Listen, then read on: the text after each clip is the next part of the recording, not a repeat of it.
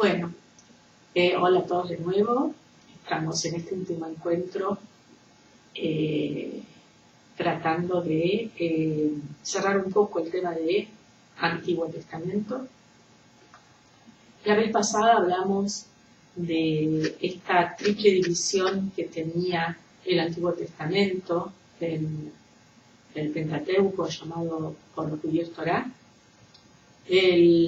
los libros proféticos llamados por los judíos Nevi'im y el resto de los escritos que tuvimos. Hoy quiero pararme desde un lugar que no es la clasificación, sino el tiempo. El tiempo es un criterio muy importante para entrar en los textos y en el análisis de los textos. De hecho, como habrán visto en el documento de la Pontificia Comisión Bíblica, es un criterio para elegir un método para determinado texto. Es decir, la temporalidad define un criterio de interpretación de los textos. En la Biblia sucede algo interesante. Los textos que uno más conoce y celebra en la liturgia, por ejemplo, la saga de Moisés, la saga de Abraham, o mismo los textos de creación, no son textos que tengan un arraigo histórico que podamos decir esto sucedió realmente o tienen tal referencia temporal. Sin embargo, han tenido un eco muy importante, no solamente en la historia de salvación y cómo el pueblo judío se reconoce a sí mismo alrededor de esta historia, sino que además han sido elementos muy fuertes de elaboración teológica en los otros textos. Por ejemplo, el Éxodo es un tema que se repite y se reelabora no solamente en el libro del Éxodo, es decir, no solamente en la Torá, sino fuera del Éxodo, en los libros proféticos y en los libros históricos. Pero sin embargo, no es un acontecimiento temporal que podamos decir realmente sucedió y sucedió en tal momento. Y lo mismo sucede, como dije, con la saga de Abraham y con los relatos de creación. Sin embargo, hay otros hechos históricos que por ahí no han dejado tanta huella en los textos bíblicos y que sí son muy importantes para poder entender estas tres tradiciones que nosotros planteamos la última vez. Acuérdense que empezamos simplemente a ponerles títulos a estas tres tradiciones, las más importantes, la yavista, la deuteronomista y la sacerdotal, y consideramos también una cuarta como la sapiencial. De las tres que nombramos al principio, las tres remiten a momentos históricos muy, importantes en la historia de Israel por lo que le aconteció a Israel. Y sin embargo, no tienen tanto eco en los libros históricos. El primero de ellos es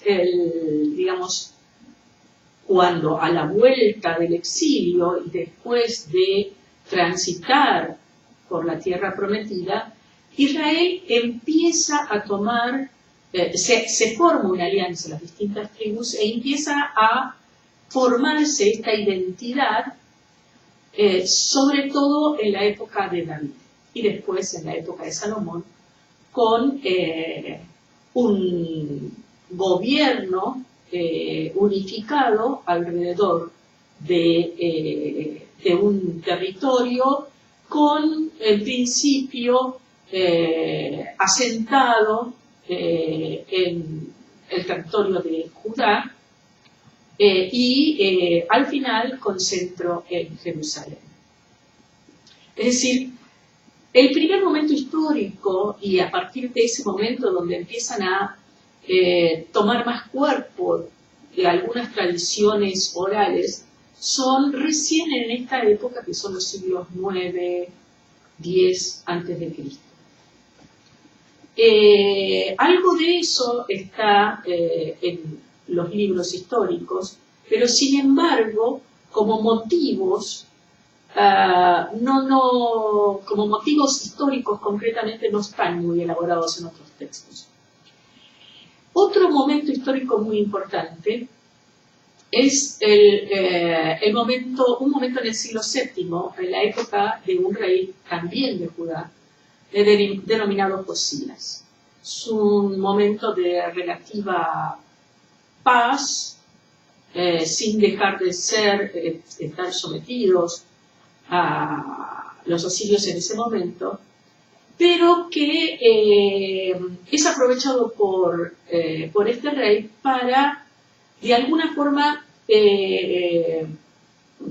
retomar esta conciencia nacional, reinterpretando tradiciones más antiguas como la del Éxodo, y una conciencia también en cuanto a la ley y al templo alrededor de Jerusalén, las dos cosas, es decir, Jerusalén como capital del reino, como sede de la dinastía, como lugar de culto y con una ley atribuida a Moisés.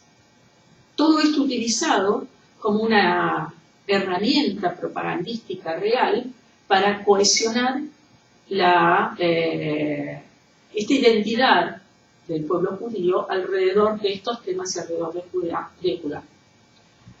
Esto es en el siglo VII. Y alrededor de este periodo, es en este periodo donde surge o está relacionada en la tradición deuteronomista. Otro gran acontecimiento histórico que va a definir también la historia es que después del siglo VII, en el siglo VI, ocurre un gran quiebre en la historia de Judá, que es lo que quedó en los textos como el exilio a Babilonia. Este exilio marcó muy a fuego la fe de Israel, fue como hasta reinterpretado como un nuevo éxodo y produjo una reelaboración de tradiciones anteriores y también de nueva literatura. A la vuelta del exilio es cuando probablemente se toma más cuerpo y se compagina todo el material previo, ya sea el que está más cercano al deuteronomista, como los materiales previos que venían de las otras dos tradiciones, la sacerdotal y la yavista. Pero ¿qué es lo que pasa? Se reinterpreta a la luz de la vuelta del exilio. Es decir, que en los textos no vamos a encontrar como textos solamente asociados a una tradición. Hay textos que están más presentes, más evidente el pensamiento relacionado con estas tradiciones, y hay textos en los cuales uno puede intuir que la tradición que más domina es la sacerdotal o la yavista. Pero todo a la luz de esa experiencia tan dolorosa que fue la vuelta del exilio. Esta vuelta del exilio produjo, por lo pronto, que Israel entendiera que la idea de la tierra prometida, tal como la había concebido en su principio, ya no era posible, por lo menos de una forma inminente.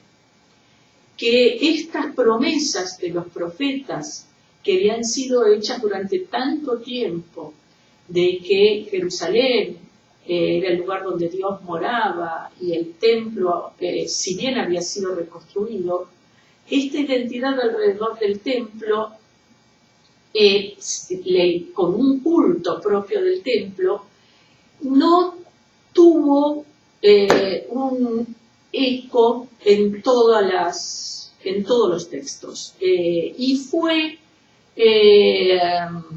reinterpretado en dos sentidos. En un sentido pragmático, sí, con un culto oficial en el templo, reflejado en las tradiciones sacerdotales posexílicas, como por ejemplo el libro de Levítico, pero también hay una literatura que es más afín al yavista posexílico, por ejemplo en el libro de Isaías, donde empieza ya a estar presente la idea de un Mesías, de tiempos mesiánicos, de que Dios va a morar junto a su pueblo en la tierra prometida, pero en un futuro no próximo.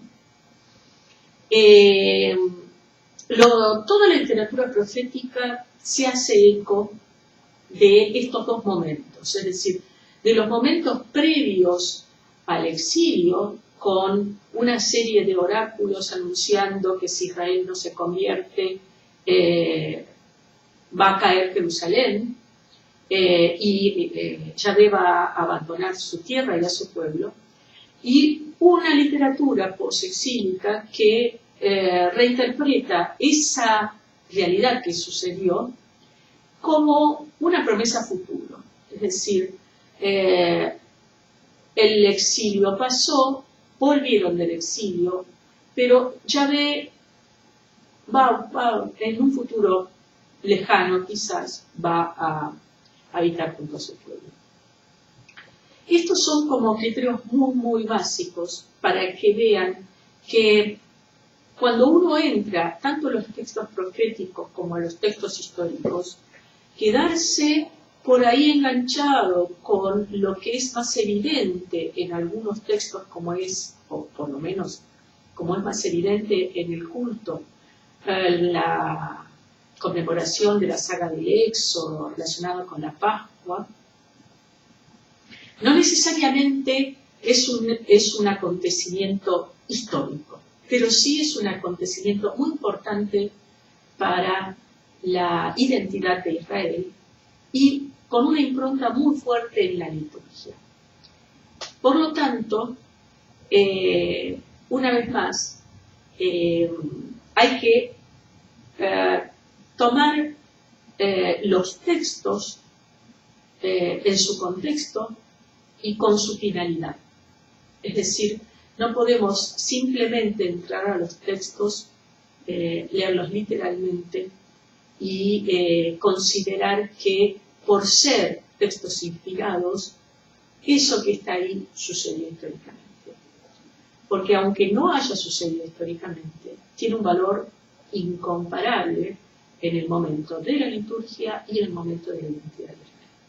Así que, bueno, que esto que es simplemente un punteo de los temas más importantes, o por lo menos algunos temas que a mí me parecen interesantes para que ustedes sigan avanzando en estos estudios, lejos de que se abrumen con la vastedad del tema, con lo vasto de todo esto que nosotros estamos planteando, simplemente un pasito por día para seguir adelante con este universo nuevo de la Biblia.